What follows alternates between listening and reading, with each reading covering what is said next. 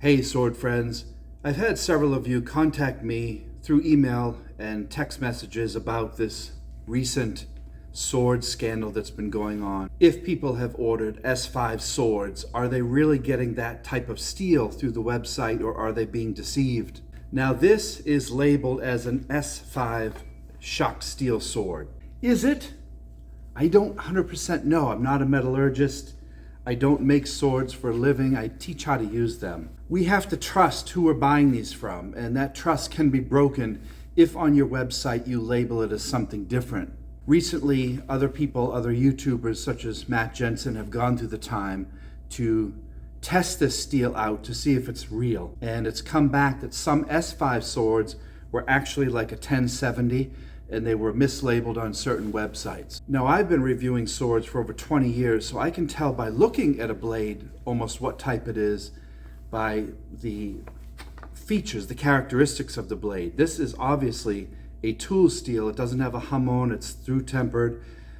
Just by looking, sometimes you can tell what type of sword it is, but I don't know the metallurgy. I don't go into the depth of that. And most of us can't go out and afford to have every sword that we buy tested by professionals. What happens is, as human beings, if we hear about a scandal like this, about an S5 shock steel actually being an S7 or a 1095 or whatever, we get skeptical about ever buying swords again. And I want to warn everyone out there, try not to do that, because it's just going to ruin the entire market. The fun about collecting swords is using them and appreciating them and keeping them alive. If a company like Shadow Dancer has knowingly deceived their buyers, well, the market will bear what happens to them. As far as I know, I'll put a link below that Matt has done a lot of really detailed research on. They are trying to resolve this issue. For me as a collector, I've never bought from Shadow Dancer. I don't know if I ever will.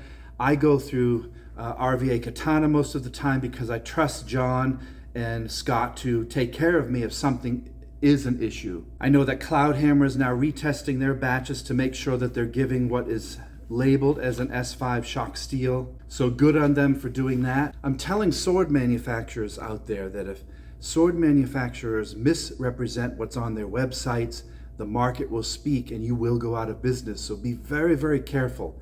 If you're going to buy a sword, I don't think there's anything wrong with asking the manufacturer to send you some sort of batch list or something that shows the chemical content and that it is actually an S5 shock steel sword, because we can't afford to pay $700, $800, $900, $1,000 for a sword like this, and we're not getting the product that we were promised. Buyers out there can be very unforgiving when it comes to deception. Now, you also don't want to take the ignorant point of view that, oh, all swords from China are badly made. No. These swords are very, very well made, and they hold up very, very well compared to a tamahagane. So I never dismiss China-made swords. They've been around for thousands of years. They know exactly what they're doing. But that doesn't mean that greed can pop in and anyone can deceive their customers. So if you're not going through a reputable company like RVA Katana that will take care of your problems, and you're buying directly from the manufacturer, buyer beware. You may not be getting what you're paying for. Does this destroy my trust in sword manufacturers? No, absolutely not. I'm going to continue to buy and purchase swords and review them online. I'm going to continue to buy through someone like John at RVA Katana, because he doesn't do this as a living. He does it from passion, as does Scott and the others that work there. So they're going to take care of you if you have any issues through the manufacturer. Anytime that we go to buy a sword on eBay or Amazon, we are taking a risk.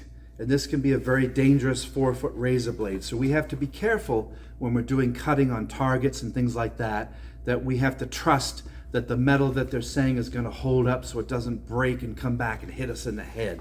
So with time, this scandal is eventually going to pass, like all things do, but at least now manufacturers are going to do a much better job at being accurate on their websites and telling the truth about what they're selling.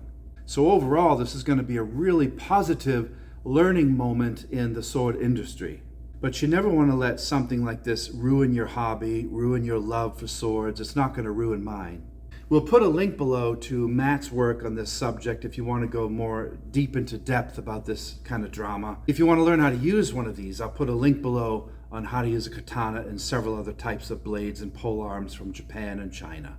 But once again, don't let something like this discourage you from collecting swords and appreciating them and keeping these beautiful tools alive. Have a great day or night wherever you live, and thanks for watching. Bye-bye.